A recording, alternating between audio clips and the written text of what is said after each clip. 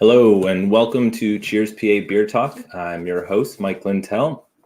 Today we are sitting down with Andrew Rubenstein, Ruby, as everyone knows and loves him by. He is a brewer and head of cellar operations for 2SP in Aston, Pennsylvania. Ruby, thanks for joining us today. Absolutely.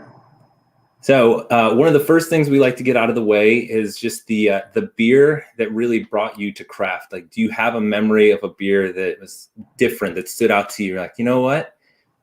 I want to know more about this. I want to be about this. What is there something there? So there's two stories behind that. One is just like basically the first time that I had craft beer. I think I was in high school.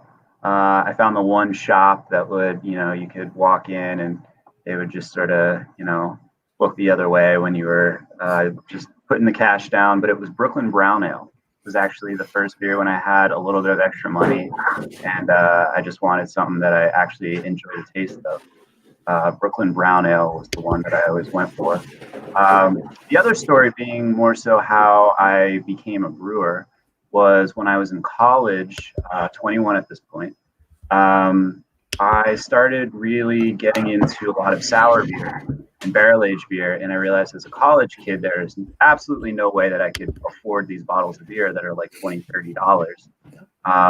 So basically I just thought to myself, well, why don't I just try and make it? So I did a little bit of research and did it at home, found that it was a lot more difficult than I thought it was. So the one beer that I'm talking about in particular was, I think, Cantillon Goose. I know it was one of the Cantillons, but it was like a lot more accessible back then. It wasn't what it is today when you can't find it anywhere. I feel like maybe most people didn't know about it. But yeah, that's how I got into brewing and craft beer was, all the sour beers and all the expensive stuff. I just wanted to save some money and just make it myself. So. Well, it's interesting that you started with a brown ale and then found which is a very, it's a square box in terms of like when you make a truly great brown ale, there are certain notes that you have to hit, in my opinion, that are just like, okay, this is a brown ale. It can't be too hoppy. It has to have the right malt structure, and the yeast just kind of in there, but don't do a whole lot. Right. But then you went the complete other direction and found the most complex and artfully made forms of not just a single time, but over many instances, and then the greatest of those parts coming together. Like, it's fascinating, the journey that you took. I know what I like, and it's not hard. You can think about it that way, or when something's presented to you, you just take it as it comes, and then you can look at it that way after the fact. And that's kind of how I approached it. I like what I like, and I couldn't really control it, so it was just what was put in front of me at the time.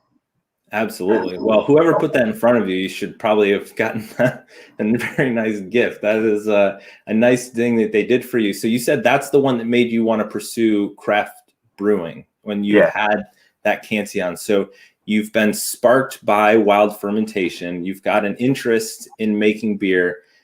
How did you find yourself into the cellar at 2SP? The story behind that goes, I think it was about 7 or 8 years ago. Bob Brewer, who's the head brewer here, he pulled me aside. We were both working for Iron Hill at the time. I think when he pulled me aside, I was there for maybe like two-ish years, something like that. So we were actually at Two Stones Pub. All the brewers in the company met for a tasting, and we all went to Two Stones Pub afterwards. And he pulled me aside, and he's like, "Hey, don't tell anybody, but I'm leaving, and I got my eye on you if you want to come with me." So then fast forward a year after that, I put in my 2 weeks. And then about a month or two after that, we started construction on 2SP. So. Wow. So from the beginning, I mean, to catch someone like Bob's eye, to say like there's something here, because at that point he's 20 years in, something like that, and just it just and accomplished in those 20 years. It wasn't just like putting in the time. Like, the guy has done things in his career, and he looks at you and he's like, "Hey, let's do this." It actually came down to one specific moment. We were doing one of those tastings company wide, all the brewers in the company. We were tasting a bunch of Russian Imperial Stouts, which is what Bob wins a lot of medals for. So everyone unanimously kind of went with this one beer, and there were 3 beers on the table left after I think like 5 or 6. So everyone liked one, including Bob, and everybody was just sort of like, if Bob likes it, chances are that that's the one that should go. And I really liked the other one for a lot of different reasons than everybody else was speaking up about. And without knowing what these beers were, I pinpointed that, this one beer is maybe like 6 or 12 months older than the other one. And I understand that those are the flavors that people are looking for, but I made my case that the beer that I enjoyed, which was, maybe 6 or 12 months younger, had all these flavors that I enjoyed more, and why I thought that should advance. And they're like, yeah, that's a good argument, but we're still going to go with this other one. And then they said which was which. And it was like exactly what I said, like 6 or 8 months younger, the one that I chose. And everybody looked at me. They're like, wow, like you got a good palate. That's pretty cool. And so that was the moment when he was like, yeah, this kid gets it. So That's awesome. And you're right. I mean, those are the ones that have won the award. So I'm not surprised that if you stood out, tasting through things is so difficult. And you get palate fatigue, you could be having an off day, depends on what you had that morning. To keep your instrument fresh. And I can't imagine, how many barrels are you managing today? I mean, what are you working with over there? Like barrels, like different projects, physical wood barrels, or like how many? Yeah. Physical wood barrels, I have no idea. Yeah. But as far as like styles, we probably do at least 40 or 50 a year. Yeah. We try and get together at the beginning of every year and sort of map out a plan for the entire year. But when it comes down to it, it's just sort of like, 20 barrels and available in a tank, and just throw whatever you want in there. And, a lot of times we're just making stuff off the cuff. So I love the story behind Antonym. I think that is spectacular. I'm so excited to see anyone just putting that big middle finger up to the establishment saying, I'm brewing a farmhouse beer. I'm going to showcase French yeast. Yeah. What were you scared? Were your palms a little sweaty when you're doing? No, it was total confidence. I guess like the exact moment when it was available for competition, I did they said the bronze medal, and I just sort of put my head in my hands. I was like, oh no, I have a really good feeling about this. And then they said 2SP Antonym. I was actually sitting next to my mom. It was the first time that I brought my mom to GABF with me. That's awesome. And then she just started screaming, and I looked up and I was like, oh man, this actually happened. So it was pretty cool. It was my first solo medal. I had won medals with Iron Hill before with beers that I had made, but they're not my recipes. They're just Iron Hill recipes.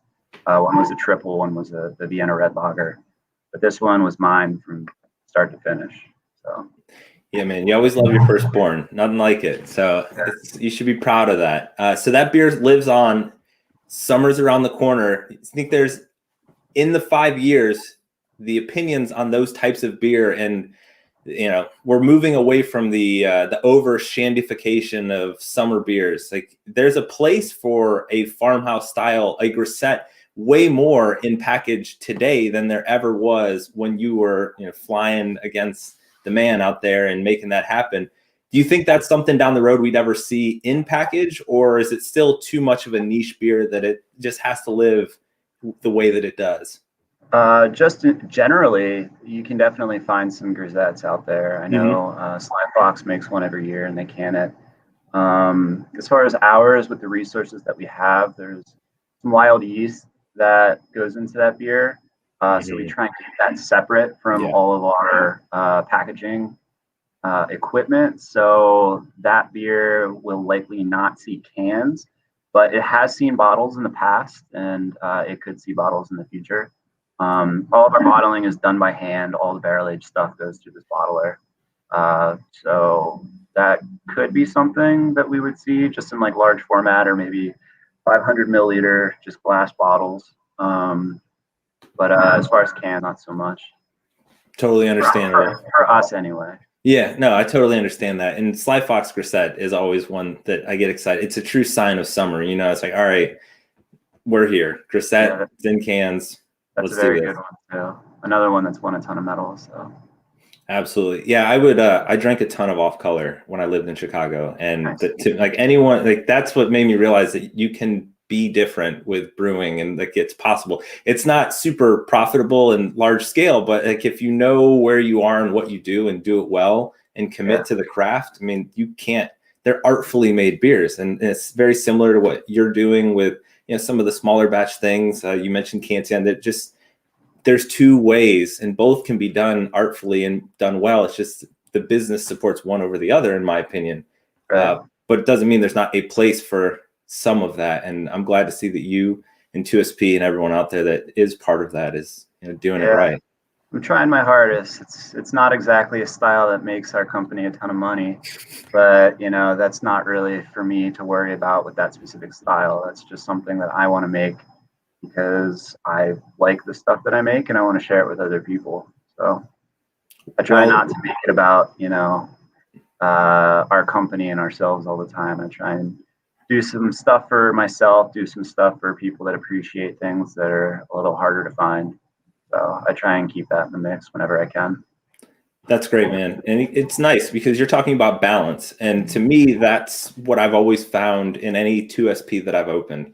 The first time, I think 2S Pills was the first beer that I had that made me say, oh, what is this? Because to me, coming here new, you see the wall at Local 44, it's all just can art. And you're just like, what's this? What's this? And you can only, limited budget. Like I can get 1 4-pack. So nothing really stood out to me. And it was summertime and I tasted that Pills and it blew me away, man. It had everything. It was crisp. It was proper. It was just wonderful. Yeah.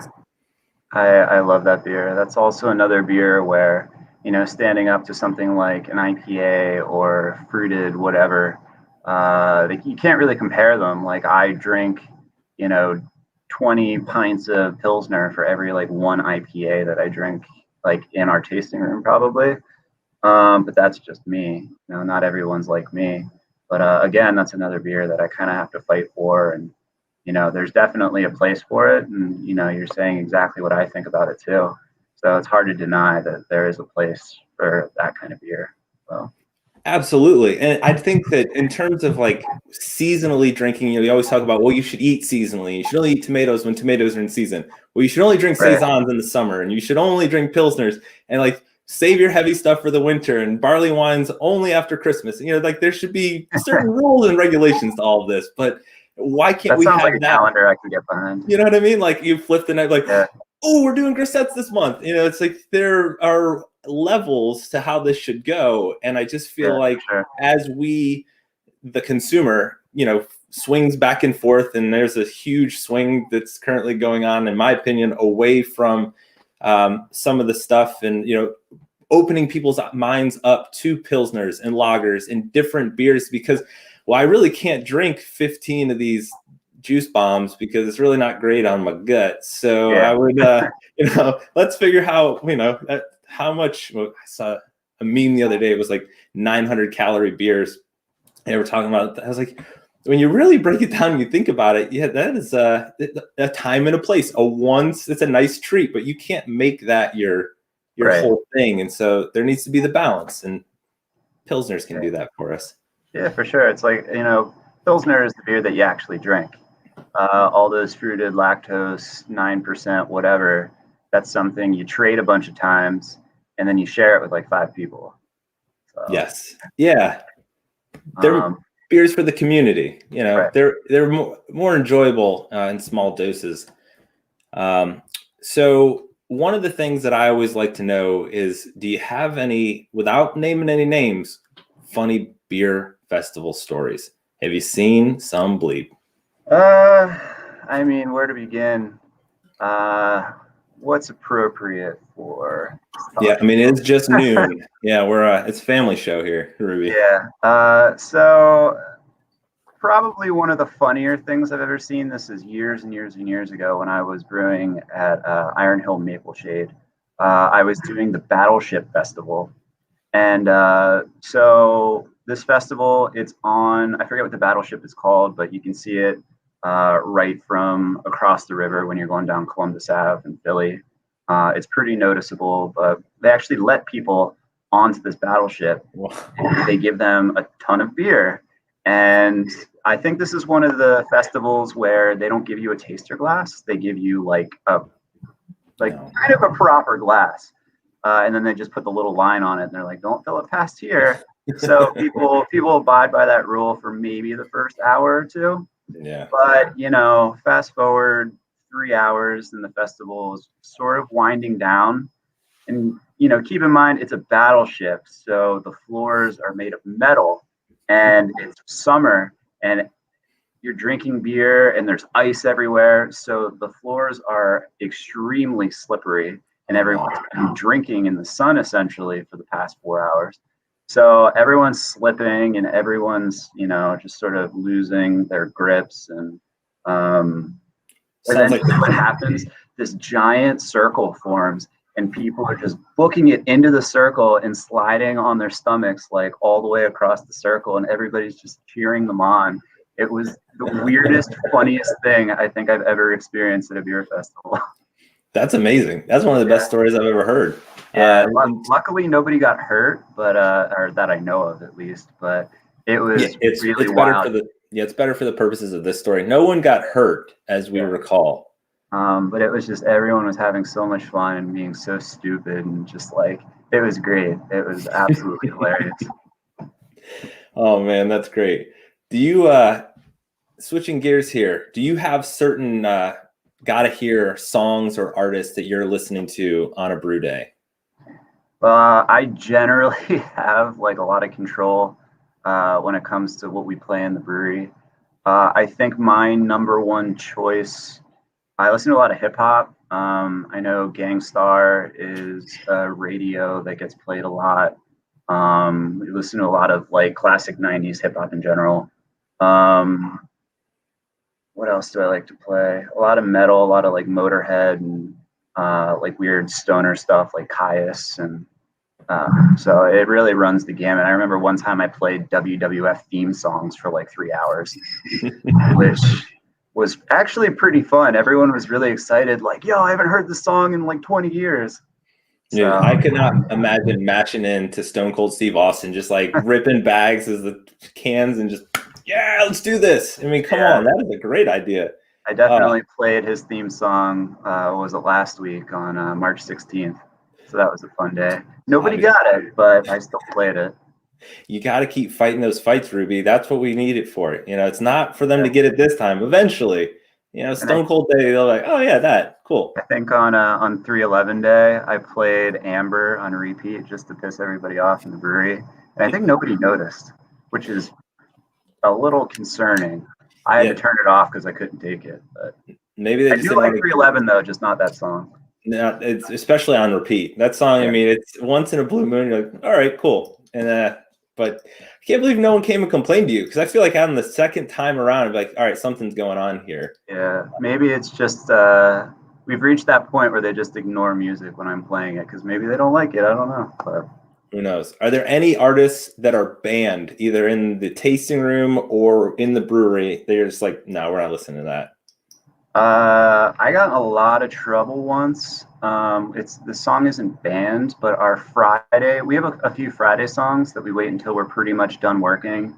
Like by the time we're cleaning up on Fridays, we're already having some beers. And so there's a song by Peaches that is, you know, rather explicit. I can't even say the name probably.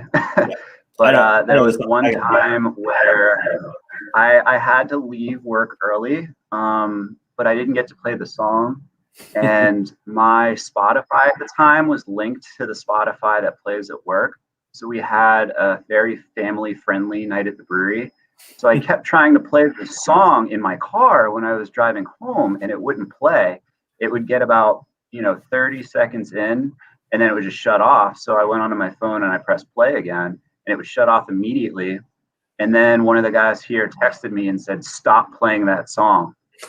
And I realized it was playing at the brewery with a bunch of like little kids running around and their parents. And not little kids anymore. Yeah, that did not end well. So we try not to play Peaches when there's people around. Oh man. Well, I could see that being quite an interesting conversation when you go back to work on Monday. You're like, I mean, technology. What are you gonna do? The owner of the company was not very happy. He was here at the time, so. Oh no. Well, I noticed you guys have a pretty great food truck lineup on your website. Your tasting room is always a good time.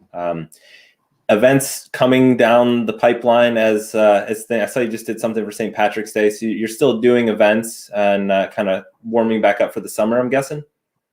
Yeah, I mean, the great thing about how we're set up here is we have a whole warehouse that we can, set tables like more than 6 feet apart, and we can open the garage door so there's plenty of air getting in.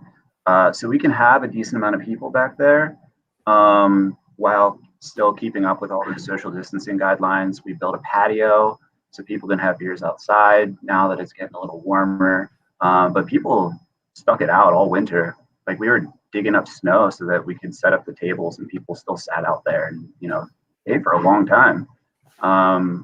But as far as food trucks go and events, I think our next event is next Thursday is opening day, April 1st. So we're buying a bunch of hot dogs. We're gonna cook them up ourselves. So I think it's Joe and Bob. Joe's our operations manager, and Bob, the brewer. They're gonna cook hot dogs for everybody. I think I'm gonna bartend for the first time, so it should be a really fun day. Yeah, that's our next event. As far as what's moving on past that, I'm not entirely sure. We're trying to limit all the events that we have just to, Totally. Well, it sounds like your events page on your website, that keeps updated. Your social media with Facebook is probably going to be the best place for people to check out whatever's coming up as it's just around the corner. I couldn't have an interview with you without asking, do you drink coffee, and is Wawa Coffee? Because I think Wawa Coffee is the best coffee of the coffees available. Was that something that you went and you're like, we want to make a beer with Wawa Coffee, or they're like, hey, we see what you guys are doing with coffee and beer, we want to, like, it's such a great partnership. I mean, Bob's legendary status with making barrel-aged beers and coffee and just everything fits so great. So why not have the best local coffee around? Yeah, so it does make sense. I pretty much everybody I work with is a Delaware County native, or at least on the production side. I am not. I am a Western PA guy. Yeah, if you were from there, you would have said Delco, and you would have said it proudly with your chest poked out.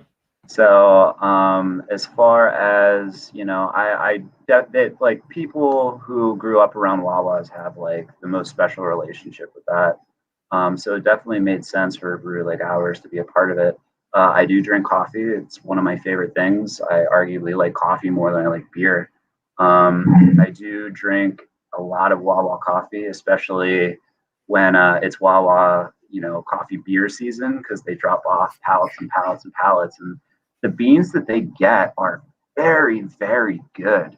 I was actually really surprised by, when I can take it home and play with it with all my equipment that I have at home, like pour overs and stuff like that. The coffee is just fantastic. And I do drink a ton of it when I can get my hands on it. I don't think they sell those beans in the stores. I think you can only just get it by the cup of coffee. But yeah, taking it home is wonderful. It's fantastic. It's really, really nice coffee. I always enjoy the coffee that I have from Wawa there, and it's great that you're getting to utilize it in such a positive way. Yeah. What's your you Chemex pour over? What's your system looking like? I just have porcelain, just one of the porcelain pour overs and a gooseneck kettle, so nothing too crazy. I used to use a scale because I wanted to be like super exact, but I stopped doing that. I just eyeball it now. Yeah, well, once you get your measurements down, you're pretty much close enough. Within a few grounds, you're like, I'm not going to notice the difference. But yeah, that's I've found that with a lot of things, especially in like brewing, where it's just sort of like you can be exact and do everything to the T, but eventually you just get a feel for it, and you're like, yeah, it's fine. Just put a little bit of that in, it'll work.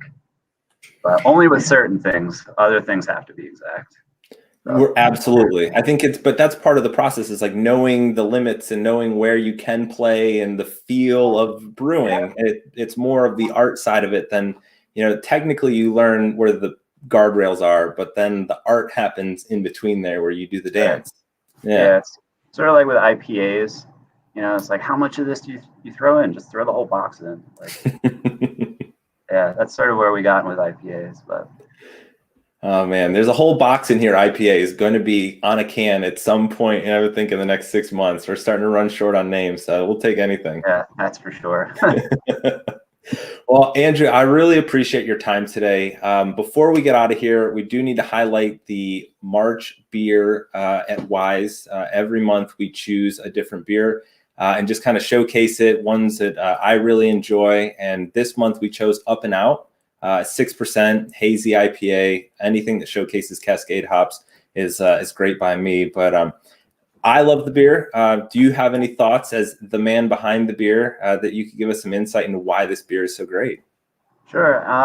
The Mosaic and Simcoe combination, very classic, like new hops. They're fairly standard in a lot of the hazy IPAs. The thing that sets this beer apart, I think, is that I designed this beer to have a little bit of bitterness. So it kind of blurs the line in between New England style and your classic old school IPA, which is what I wanted. I like bitterness, and it married quite well with all the tropical and blueberry notes that you get from the Mosaic and Simcoe.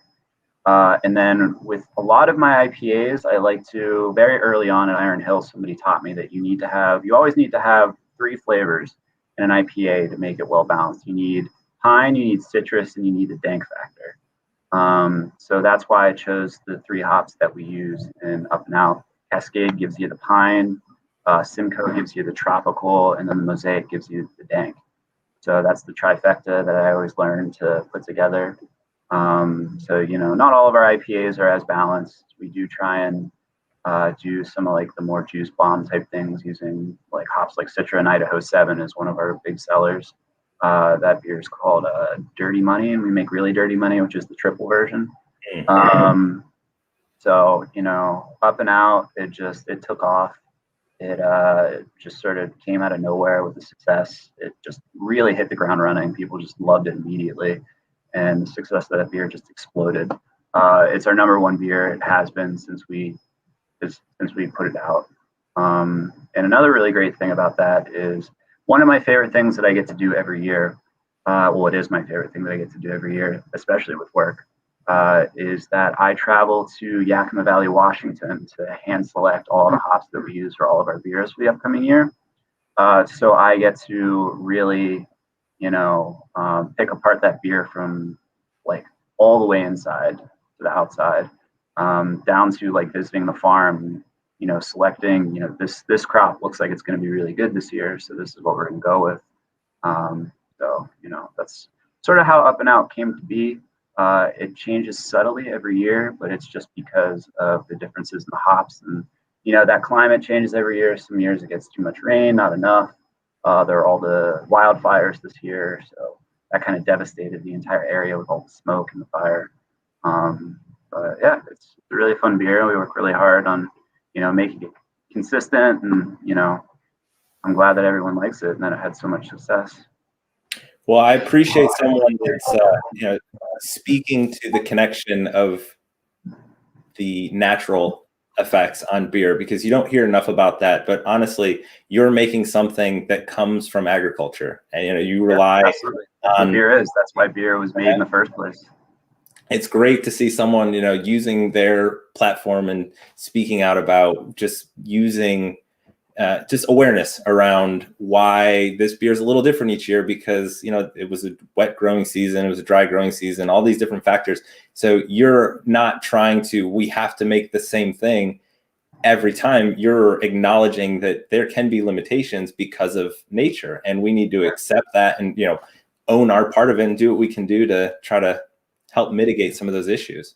Yeah, all the materials, they're a resource just like any other. So some years you have good years, some years you have bad years, and you just need to work around it however you can if you're providing the public these products. So absolutely. Well, I'm wishing you a very good year, Ruby. Thank you for your time.